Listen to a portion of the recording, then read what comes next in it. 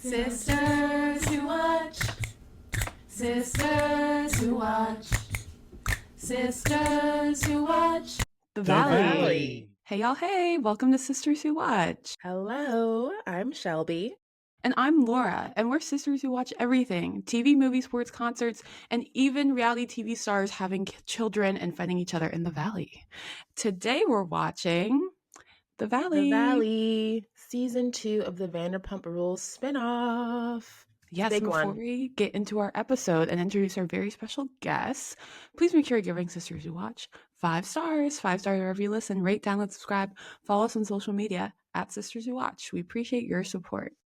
Yes, and we are so excited because today we have a very, very, very special guest. We have Rob from the Vanderpump Robs podcast with us today. Hello. I'm so excited to be here. I had so much fun when you both came on my podcast. I was like, can I come on your podcast? Please? And I'm glad to be here, especially to talk about the Valley. There's a lot that we can get into, and I recently just finished a rewatch of season 8, which I think is a spiritual prequel to this more than any other season of Vanderpump Rules. But we'll get there. Yes. We're so excited to have you here. Thank you.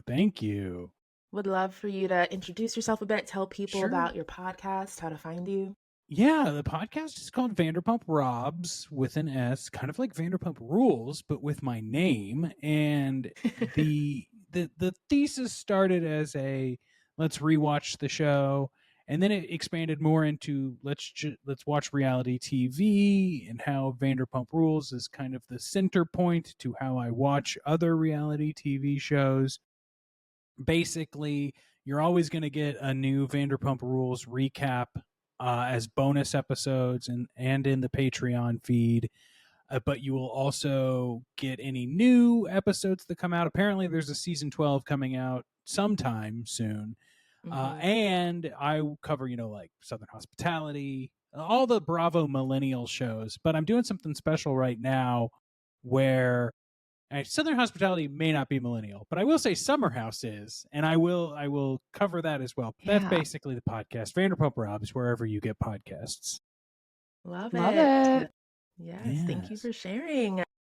And especially as someone who recently, like a few years ago, watched all of Vanderpump Rules, it is so fun to watch it back and have podcast and analysis to listen to as you're rewatching season 8 and you're like, this is crazy. I need to talk about it. Yeah, for sure. I mean, I still get it too. Like after I finish season 8, I'm going to be going on and rewatching season 5, and because I don't necessarily need to go in order. I just which season haven't I watched in a while, and I'll jump back to that one.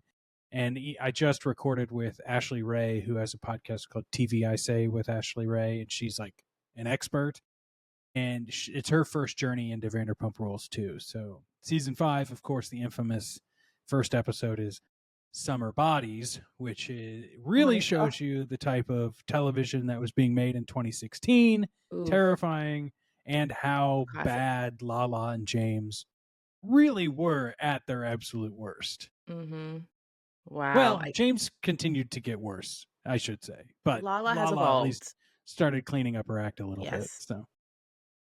No, that's a classic. We'll never forget them in that bar going up to Katie. It was crazy. Ooh, painful, but good TV.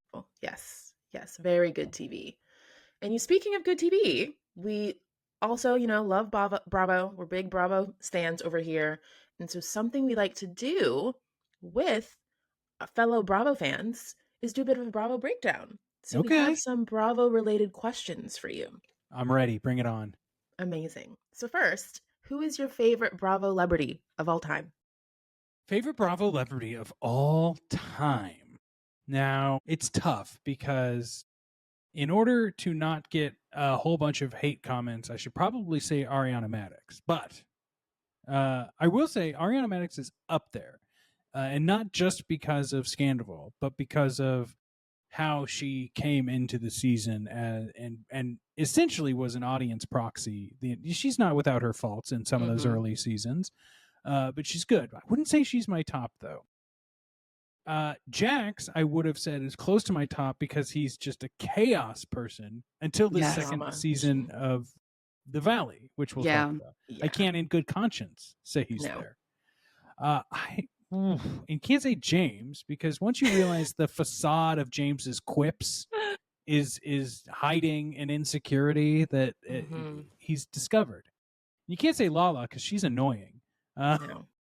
I It's might hard. have, yeah, I might have, and look, of course, I'm staying with the Vanderpump Rules side of things. But it is kind of, it speaks to me in many ways. Look, I know it's dangerous quicksand I'm about to walk in, but I think I'm going to say Scheana Shay for the good and the bad. For the good and the bad. Like, I think that Scheana is not without a ton of problems. Yes. But she also knows how to make television. And having just finished her book, and you can pinpoint the moment where she realized how reality TV is made and that she is going to take that with her into Vanderpump Rules.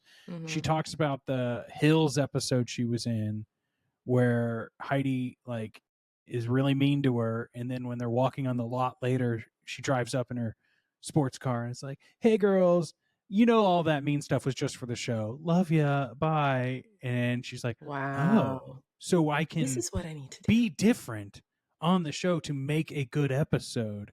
And whether or not you want to buy all of that is another thing. At least I can understand it, and I think Scheana has some of the funniest moments, whether intentionally or not. And she should have a producer credit on the show. She self-produces for sure. Yes. Oh, yes. But in a way that also, like, there are some people that self-produce, and it's so like, oh, you're just writing fan fiction about yourself that isn't enjoyable because you're just trying to make yourself look cool. But Sheena's self-production is like, it's so over the top sometimes that I'm just like, cool, I'll lean into this. Like, no one's really buying it, but also stir the pot, Scheana. I'm here for that. Yes, that is so funny. I love this hot take because I was going to ask you about Sheena's book and if you had thoughts, if you had read it, but you did read it. I did read it, yes. What was your reaction to the book? I know she talked about this affair that she did not bring up on the show. Like, what was your reaction to My Good Side? Out of all, and I've read a lot of the Vanderpump books, I would say out of all of them, Sheena's is the most authentic to the writer. Now, they all have had ghostwriters, assistant writers help. I think Sheena's is the most that feels like it's coming from Sheena's voice, and whether or not she's misremembering certain aspects of her life, which is fair to say about anyone writing their own memoir, hers feels the most honest in terms of, this is what I believe is the facts, whether or not that's the case.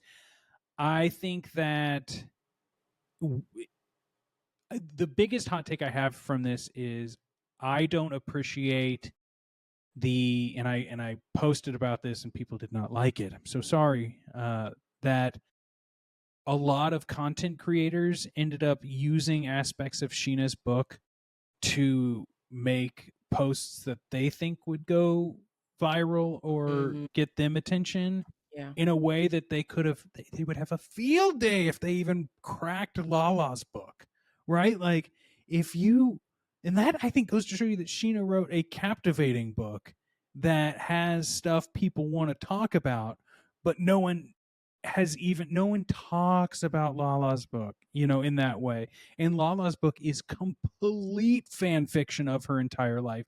I was so hard getting past the first 20 pages because it's all about how Randall is the man of her dreams and how she's so happy to have found someone she's going to stay with for the rest of her life. And when it gets into like the Brock affair, I think there's some purple prose and a little flowery language, a little bit like I'm rewriting this in the way I want it to be remembered more than maybe what actually happened.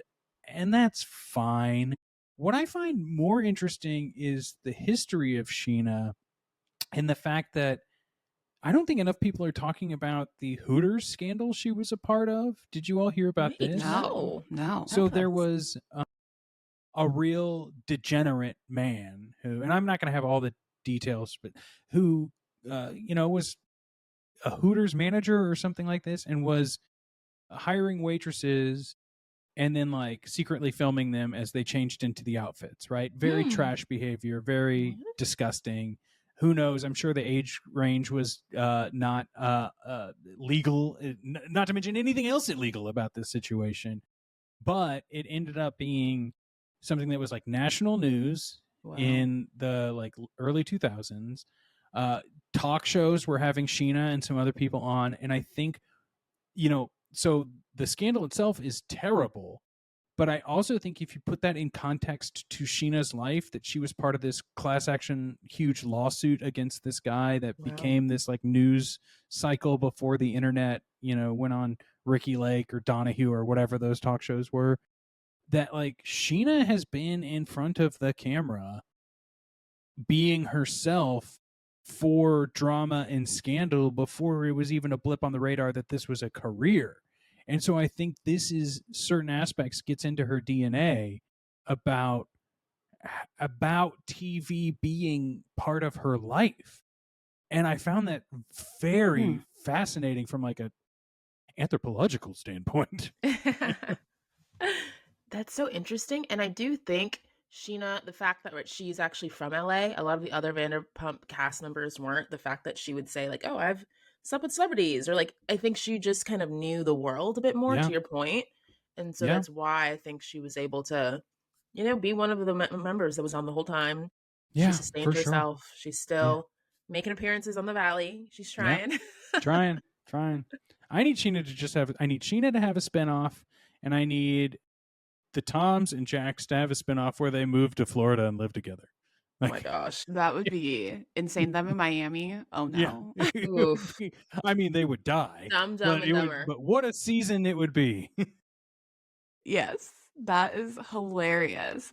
We know you also love Southern Charm, Southern Hospitality, all those other shows, the millennial shows as you call them. Yes. What is your favorite franchise right now on Bravo? Southern Hospitality. I have not watched it. Neither have I. It is. I think it's the best show on Bravo. Wow. I feel like here's the thing. I want to say like if you can get through the first season, but the first season's also good. It's just that the second season is better, and the third season was fantastic. Like and Bravo keeps like hedging their bets with Southern Hospitality. Like I think the first season was like 8 episodes, and then it was like 10 and 10, and it was amazing. In the second season, there's a real trash guy who does some bad things. I think.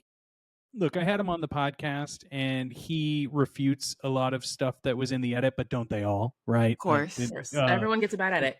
Yeah, so take it with a grain of salt. But I think he's like kind of I think he doesn't respect personal space, and we'll just put it that way.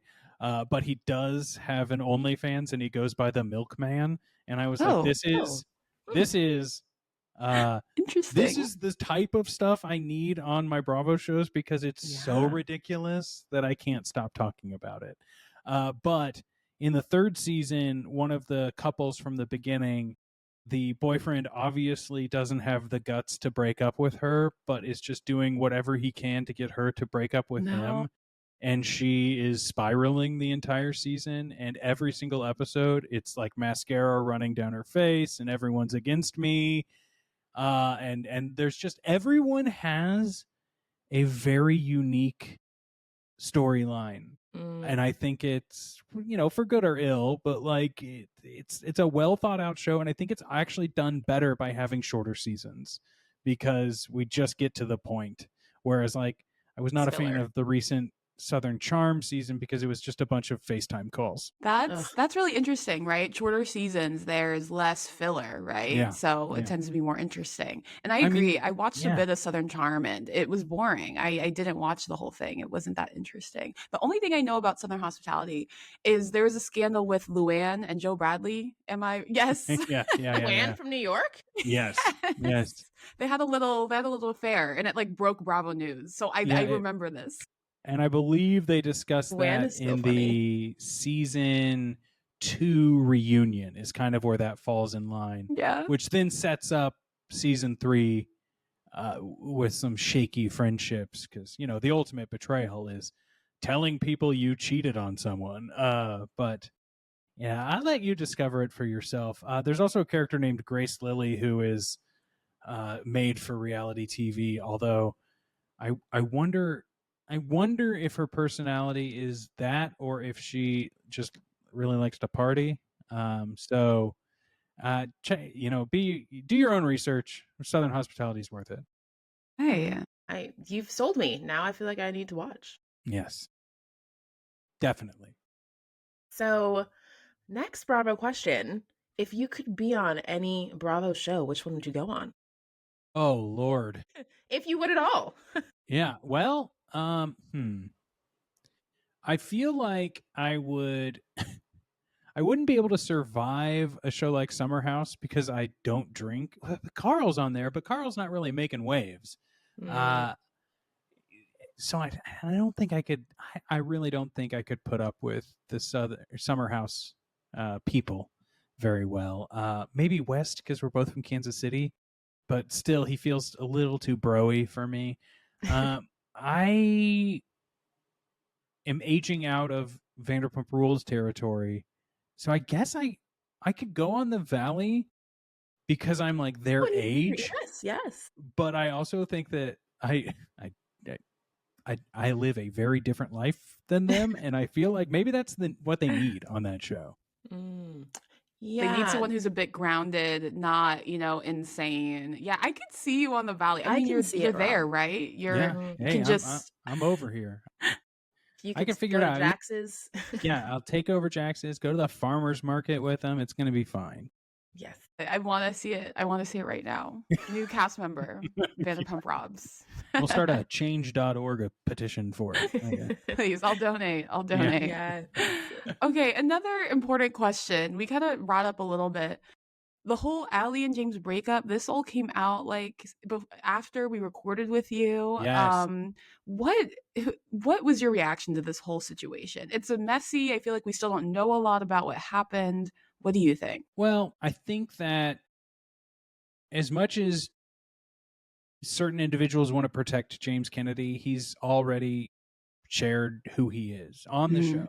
Everything we see on the show is enough, right? Yep. But now to know that there's a police report called against him, that he potentially, allegedly, like lifted Allie off the ground and like put her on the ground. I don't know all the details of that. It seems like he body slammed her, allegedly. But Allie did not press charges. Now, I think it's fair to say that when you do press charges, when a man assaults a woman, historically speaking, the woman catches a whole lot of shit. Yeah. And we know the pattern of James being redeemed. So I feel like Allie was like, you know what? I'm just getting the hell out of here. I'm breaking up with James. That's all that needs to happen. What else would happen if I press charges against James? Maybe I would get money. James would go to jail for a weekend. Like I'm just trying to put my head in her head. And I think the quickest way to get away from or get James Kennedy out of her life is to just drop it, move out, move to Charleston. That's what she has done. And has been filming with Southern Hospitality people. Wow. Now, this is where I take a little bit of a shift. Because I believe Allie did the best thing that was for her. I think James went on a complete spiral, taking selfies with the Tate brothers, doubling down on how horrible he is. Wow. I think he got that... where you get the baby fat taken out of your face, because all of his photos look like AI images now. Anyway, James is not long for this world. But Allie, the only thing I'm confused about with Allie is everyone says Allie had to be like talked into filming for Vanderpump Rules. But then immediately after James, she starts a podcast that I'm not sure is still running about astrology and celebrities. Uses stuff about her relationship with James as promo for that podcast. Mm. and then moves to Charleston and has been filming with Southern Hospitality people. Something isn't adding up. No. Yeah. And I don't know what it is, because if you didn't really want to be on reality TV, why are we on reality TV? Yes. Maybe she just got bit by the bug. I know I'd be bit by the bug if that happened. Especially that's a fairly easy workload paycheck, but it's a heavy load on your brain. So I'm glad she's away from James, but it doesn't seem like anyone is fully healed from this situation. Yeah. Wow, I didn't know that she was filming for Southern Hospitality. I did No. not. I don't hear I that. don't think hot she's an official news. cast member, but she's been filming for it. Yeah, it does make you question her, intentions, right? Because yeah, she kind of seemed like this innocent girl who, is just here, like James's nice new girlfriend. And right, you said that she had to be talked into filming. And then I remember on the show, she was like, "Oh, I'm debuting music. Like I love to sing, and James and I are gonna have a song together." And then I was like, "Oh." I don't know how just like cutesy and innocent she is. Yeah. And she has this podcast about astrology. I remember on the show she was like reading people's like signs and stuff. So it does make you think, okay, I guess everyone is probably in it for the clout, which is, no shame, I guess. Sure, but sure. Yeah, it's a little suspect, I would say. A little bit. Just a little. I just wonder. I feel like she's convinced herself that like I'm making the right career move by moving to Charleston. Like her family, I think, lives there. Okay. But the music thing really, I will say this. I hate Jesse Solomon from Summer House, and he's trying to put out music. No. And I did a very rant-worthy TikTok yesterday because I heard his clip of his new song. And I will say, Allie, at least, like, she plays acoustic guitar, and I feel like she means it even when she's covering a song. Like, you can tell she, like, feels the music, at least. Whereas Jesse Solomon, he hired a bunch of people to make an overly produced Michael Bublé Christmas-style album. Stop. No. I mean, Jesse, it's not a Christmas album, but it's like that, right? Like you're going to hear it in department stores type music. Interesting. And he is such the epitome of someone told him he had a good voice when he was 13. He's like, I can't just be a reality star. I also have to, else. Yeah, I'm more than just this party guy. It's terrible. Checking Allie's Instagram for Starstruck, her podcast, and it looks like the last post was made on August 21st. So it's been a couple of weeks. I'm not sure. Okay. Not sure what's going on there. Anywho. This is great. I feel like I'm getting all my Bravo news from you, Rob. Well, I'm here to serve. And I'm here to help. A man of the people. Absolutely. Yeah. Okay, our last question for Bravo Breakdown. How do you feel about Paige not returning to Summer House? Are you pro Paige or Craig? Do you have an opinion on either one of them? I know a big storyline this past Southern Charm season was like Craig recovering from the breakup. What do you think of all that? Well, I think Craig's a child. Yes. He's 100%. Annoying. Yes. He doesn't bring much to anything. No. Just his pillows. And I think Paige is Brittany talks about losing her sparkle. I think Paige has lost her sparkle. I think Paige at one point was what Summer House needed, and she brought it. But like the last 2 seasons, I mean, if I was producing that show, I would put a time limit on how much people could be in bed. Like I just can't. And I get it. It's endearing to some people watching the show. They're like, oh, they're the bed bugs. They hang out. It's like, well, they don't seem to want to be there. And I feel like Summer House, like Southern Charm, is just, they don't know what they're doing right now. And I feel like it needs a shot in the arm. Like something needs to happen to revitalize these shows. And Paige not coming back, I don't think it's a catastrophe. I think that she wasn't really bringing much to begin with. So maybe if she's moving on to bigger and better things, good for her. I mean, I think aligning yourself with Hannah Berner might be a mistake, as we're seeing recently. But wait, what happened there? Oh, Hannah. Well, there was the whole Megan Thee Stallion thing on the red carpet a few months back. Yeah. But then there that. was also, but I think that was just extreme ignorance and privilege of Hannah's part. But I'm no professor. I do think though I'm clearly that taking notes. I'm like, Hannah also, it's rumored to have like had this other comedian write jokes for her, which is fine. A lot of comics will do that. They'll have a writing team for specials and stuff, but then didn't pay her, and it was like 10 grand. And it's all a rumor right now, but this comic is like, oh, I'm not going to out who it is.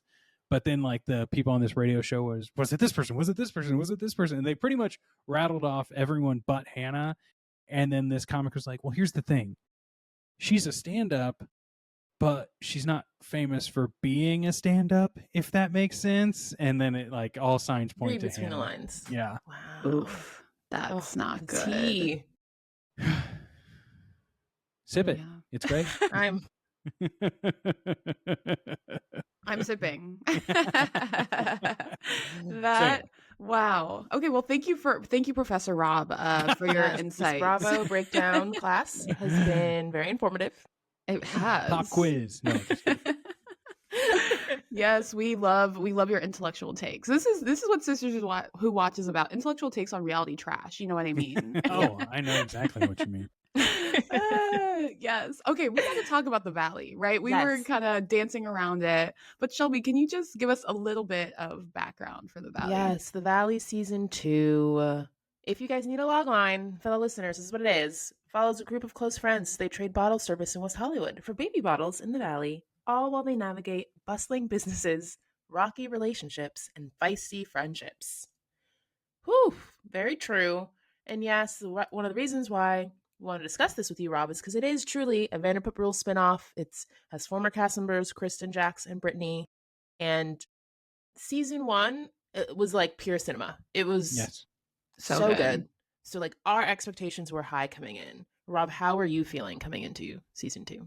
I did like season 1, but I was let down by a few choices. The fact that like Kristen was ostracized by like episode 3 was like, well, I'm watching this show for Kristen and Jax. Sorry, y'all. Like, I know they're terrible, but that's why I'm tuning in. I'm not tuning in for Janet. I'm definitely not. You know, like Michelle, no, Jesse, no. You know, like, so that was my big problem. Was like, why am I watching like Kristen walk her dog while like all these other people vie for the spotlight? But season 2, the exact same thing happened with Jax, right? Yeah. So now Jax, clearly domestic violence issues, whether that be manipulation or when Brittany said he shoved her into a bush.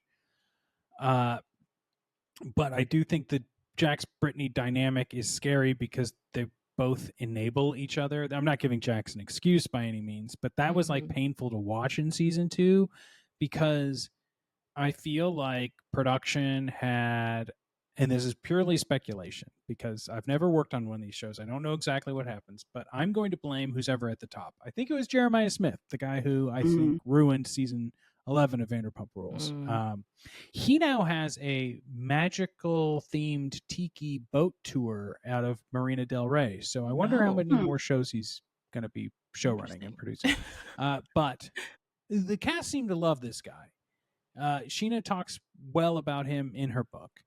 I think it's unethical, the things they showed between Brittany and Jax, or at least at best, the way they portrayed it on screen leads us to a thought process of what it's worse what's happening off screen. That's at best, right? That they're just like making up a story that it's like, oh my God, if this is what we're seeing on screen, it must be even worse when it's off screen. And I think that's unethical. But at worst, there is a lot of stuff that was left on the cutting room floor. And they're like, how do we just make a show? Because we can't show Jax doing X, Y, and Z, right? And that's unethical. So I think throughout season 2, they had a really big opportunity to kind of do what they should have done in season 11 of Vanderpump Rules. And that's like kind of break down the fourth wall and actually talk about making a show with someone you're actively trying to separate from. And I think that would work on multiple levels with these characters. I don't need some of these storylines they did, right? Like Michelle's boyfriend and his honey and all, like, Oh my there's gosh. too much time with all of that. Like, and if you're gonna bring in Scheana and Lala, bring in Scheana and Lala. Yeah. Right? Like, they were underutilized. It was like just a little taste. Yeah, and it could have been anyone, right? It didn't need to be Scheana or Lala. Lala has proven that the only thing, within the last 4 years, she learned the word narcissist and then brings that into any conversation she can. And so we got her patented narcissist rant. And then, she had her second child. And of course, she's off the show for a while. Scheana, it's like they almost talked about Scheana being like the focal point of how the rumors were spread. But then that was underutilized, like you said. I feel like it went away. Yeah. So it doesn't make any sense to bring them on for, like, they could tell us they're like, oh, well, they're going to have a bigger role later on. It's like, well, that's great. Let me know when they have a bigger role, and then we'll just bring them on then. I think that's probably what we need. There was the Jenna thing where the hint that like Jenna and Aaron had hooked up and that maybe Jesse was going to hook up with Jenna.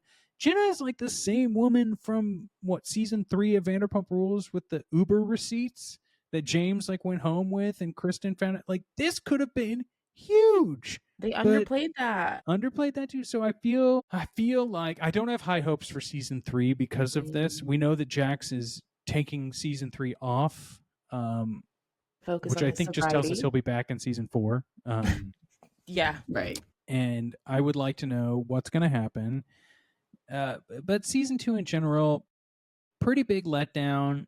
There's a lot of, we get Jax from the rehab center doing like hostage videos, FaceTimes, and that's not fun because we can clock Jax in all of his bullshit. Oh my gosh. I guess ultimately the problem with season 2 was everything was not fully committed to. It was just like, let's just sprinkle in this sort of thing. And I will say that, like, sometimes over the past year, I was able to get, and sorry for a long rant here, but like I was able to get screeners for a lot of Bravo shows. I was very fortunate in that. I don't know if I'll ever get them again because I call it like it is on the podcast. But I got Summer House screeners, I got Southern Charm screeners, I got Southern Hospitality screeners. And then they told me I would not be able to receive the Valley screeners.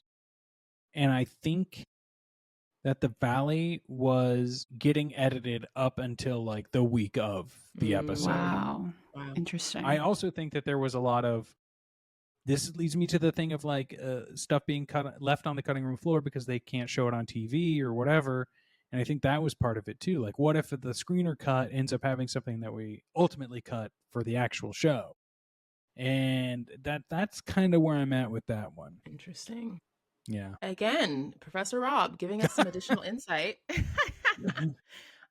I, like you, I think an issue I had with season 2, yes, we only got bits and pieces of things, particularly with the Jax and Brittany stuff. Like, it seems like a lot of stuff either was off camera or cut, and that didn't really feel like authentic because we were left to infer that things were a lot worse. But I also didn't like that it seemed like a lot of the storylines were people being upset or about things that happened like last season or like off camera or like years ago. Yeah. Like the rumor about that Jasmine said that Jason is wearing his wedding ring. Apparently that happened years ago. I'm like, why is he bringing it up now? Even the Danny, Jasmine, Melissa thing that just felt like we could not get past. I was like, wasn't this discussed last season? Like, I was like losing my mind. Like, why is this the main storyline? Well, to those 2 points, yeah, I feel like there was a lot of like people on this show saying like, oh, we probably got a note said we weren't bringing it last season. So what can we bring up? And Janet is like the worst at just trying to make something about her, which goes into the wedding ring. Like, if it's not a big deal, why are we getting the tattoos at a certain point? Like, it's all a big stretch. And then with the Danny thing, look, what Danny did was wrong, But at a certain point, we either cut ties with Danny, or we lay it out how the relationship's going to be, or we forgive Danny. I'm speaking from like a Jasmine Melissa point of view. Mm-hmm. They have 3-ish options here, and it seems like they didn't like Danny's first apology, so they brought it up again on camera. It's their job. I can totally get this. Danny's like, oh, okay, I didn't know we were going to do this here, but let's have the conversation. And then it keeps being brought up by Janet after that. And then they ultimately have the discussion at like the winery or whatever, where it actually becomes, it's made clear, like, as a gay couple, we live in a different world that you do not live in. And that's when Danny seemed to like really get it and apologize. So to have Janet bring it up again later is Janet making it about her, which is, it's great in sense of like, we can really now direct our hate towards someone on the show and this Janet drama. became the clear villain. She can be a villain, yes. But it also is like, well, why are we doing this? Like, why? This doesn't feel, like you said, authentic. Yeah, I'm with you. I think the whole Danny SA conversation was just so strange. I felt like this season felt really dark. Like it wasn't fun. Season 1 was fun and dramatic and messy, but this season was just sad. Everyone was like miserable, and the things that we were talking about were really, really heavy. And I felt bad for both Danny and Nia and Jasmine because it felt like both had moved on, and especially at the reunion. Janet just kept on being like, sorry, I'm calling it the actual legal term that it is. And it's like, what is wrong with you? Well, like, why do you keep bringing this up? Right? Like the smug, like I always remember when I went to community college, like the person who sat the front row that's like, yeah, I actually know the answer to this question. And it's like, shut up, man. We're all like, we're just trying to get our credits in. Come on. We don't need to impress each other. I mean, that actually happened when I went to university too, but at least at university, you're like, might get better sway with the professor, you know? But yeah, it felt really dark. It felt like, you know, people call Scheana a pick-me, but that really felt like pick-me behavior from Janet. Yes. And then it's interesting on like fan content we talked about earlier in the episode. There was a TikTok I had put up about how I had heard a rumor that Brittany might not return to the show too. I think it ended up being a total rumor, but I was like, well, why would that be? And I was like, could it be that, you know, she's more complicit in certain things and maybe doesn't have a story without Jax? There's like a lot of reasons why that could be. And then everyone was like, well, better Janet than her, or kick her and Janet off. And my retort to all that is like, well, I mean, yeah, I don't like Janet either, but arguably there were people talking about Janet just as much as they were talking about Jax. And that's what the creators of these shows want. Yeah. So they might stay, or at least stay in the story realm. Although rumors are that maybe Janet's not coming back as a full-fledged cast member either. But I wonder if that's more of Janet's decision. Interesting. I guess because like she's gotten a lot of hate, huh? Like I feel like America is not on Janet's side. No. And it's like, if Jax isn't coming back, and if Janet, right, if there's a world Janet doesn't come back, where is the drama, right? The main characters of the season were Jax and Janet. They were the ones that were causing the chaos. They were the villains. And without them, what is the show? You know, right? Yeah. I mean, let's bring back classic Kristen into this. Like, also a half crazy. step. Her evolution. Yeah.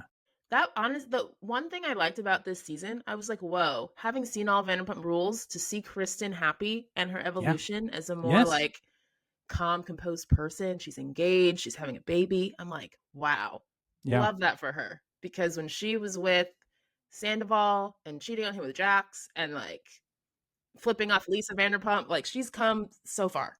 Yeah, honestly, between Kristen being happy and then also seeing like her and Nia's friendship and how they were dealing the fertility journey together, that was kind of the only like positive stuff to me. It felt like everything else, Laura, to your point, was very dark this season. Yeah. I think Kate and I talked about this. There should have been more of a reveal of Kristen being pregnant, because she's pregnant throughout all of the confessionals. Yes.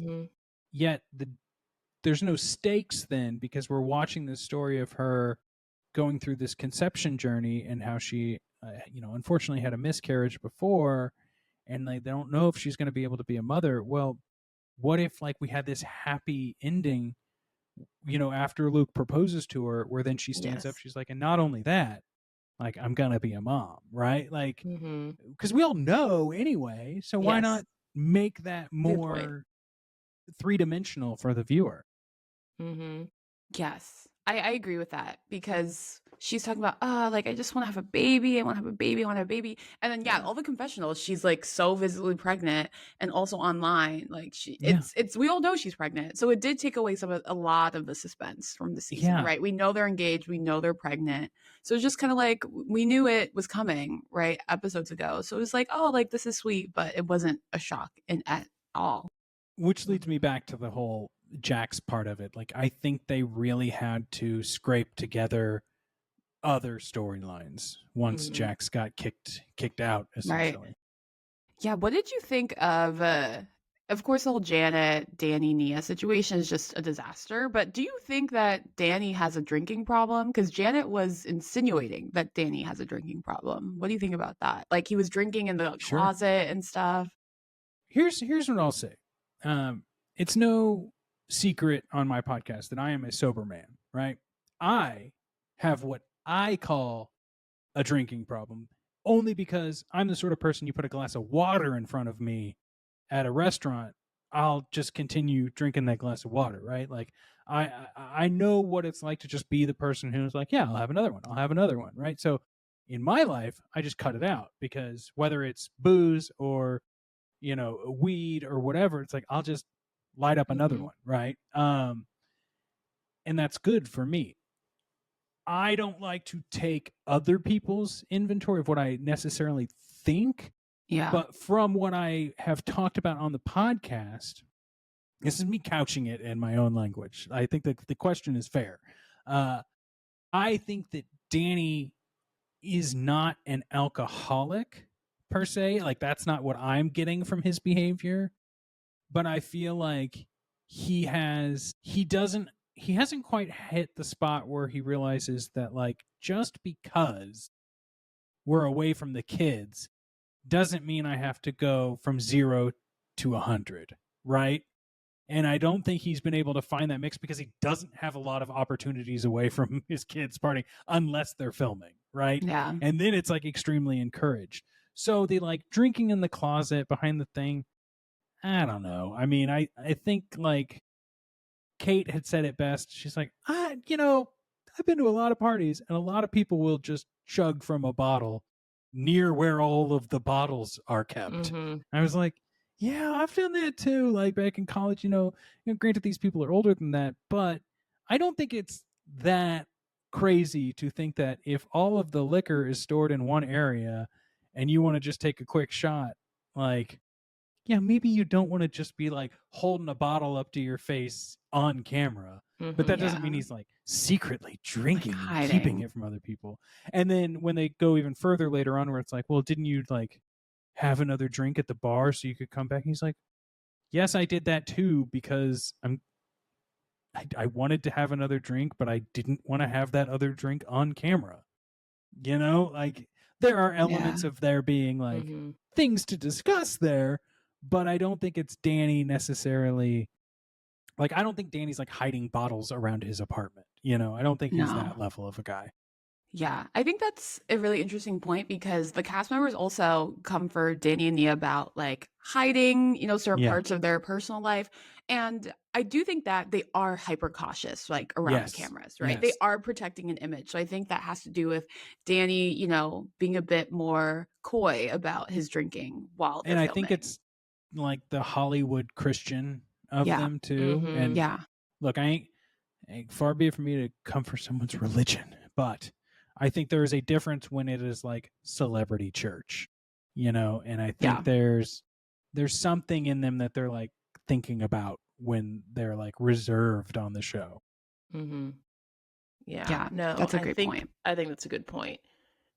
It's tough because having watched so many of these reality shows, I'm like, y'all think Danny is the one with the problem. When I know. like that's such a good point too. that's It's like crazy to me. We have seen so many people act badly with alcohol on these shows, and one of them is sitting on the couch, Jax. Half the Yeah. cast. Half the cast. Yeah. Kristen at a Janet point. at El Coyote, Yeah. right? You know, Literally. It it just felt a little forced to me, to be honest, because I'm like, It- y'all it all have had issues. It felt like they were really just trying to pick. I felt like an excuse to pick on Danny and Nia, because to your point, I think they are a bit more polished and coy. So I think they Jax were even all like annoyed. says it, right? Yes, Yeah. Jax admitted it.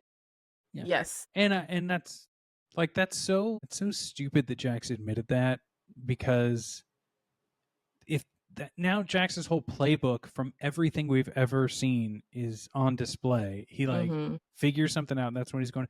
But that's it. I think like Jax and Kristen are getting too old for this, because they're relying on what worked in 2014, and that ain't working in 2025. Yeah, and it's interesting. Someone we haven't talked about yet, Jesse and Michelle, right? We're kind of seeing the aftermath Jesse of their could be divorce, the new villain, I separation. think. And yeah, I feel like he was kind of in the background this season. Of course, he was spreading horrific rumors about Michelle. About his mother of his child. Oh, this man is so bad. And it's so interesting how he came off, not as horrible as like half the cast this season.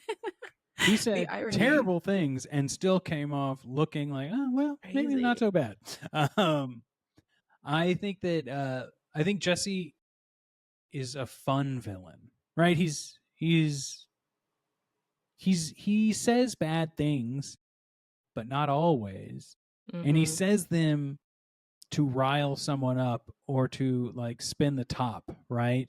He winds the key in a way where he also, with the right turn of phrase, can be likable by another person on the show. Like the fact that him and Kristen had become friends, and the fact that in the reunion he was like, Janet and I have actually, and Jason, we've become pretty close, but like having watched back the show, it's pretty easy to see that Janet was inserting herself in other people's stories while getting really defensive when anyone brought Janet up in her life. He's like, so it's pretty clear cut on what's going on there in the response to that.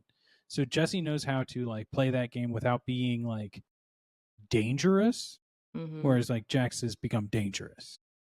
Yes, I think Jesse is smart, and he knows that he can get away with things because Jax is, a violent psychopath. So he's like, I can say hurtful things, but as long as I'm not, being physically dangerous, then it's fine, right? Can I say one more thing before we like wrap today? Yes. I know there's a couple more things we need to get to. I just want to make sure that like when it comes to the Valley, I think they need to like cut half of the cast and then potentially just bring in 2 new people.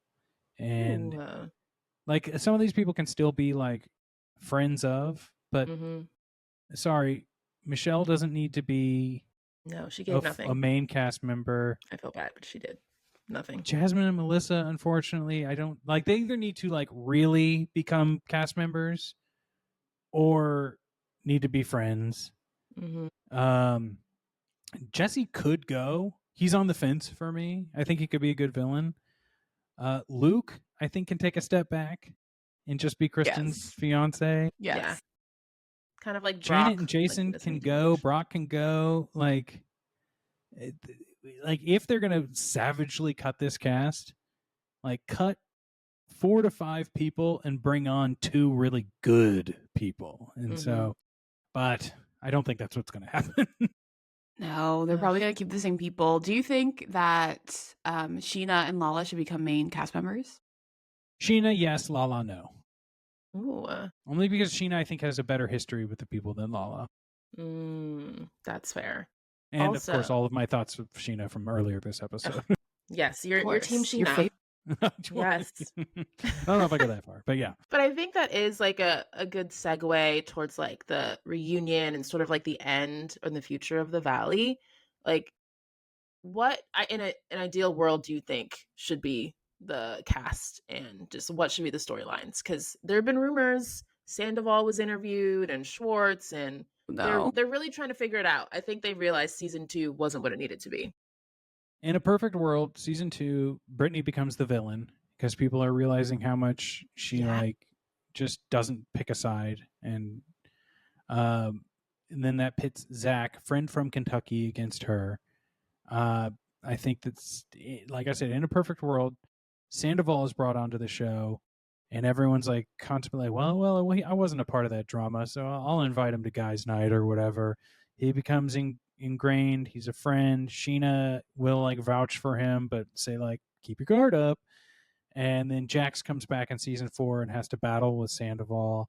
Brittany has to go on the redemption tour after that. And really, Kristen and Sandoval team up in a way to like actually expose Brittany's lies in a way that only they can. I don't know. I think there's got to be something there with that, but it's not fully fleshed out. Wow. Really like that. And I feel like this season we saw bits of like Brittany as a villain, to be honest. Like, exactly.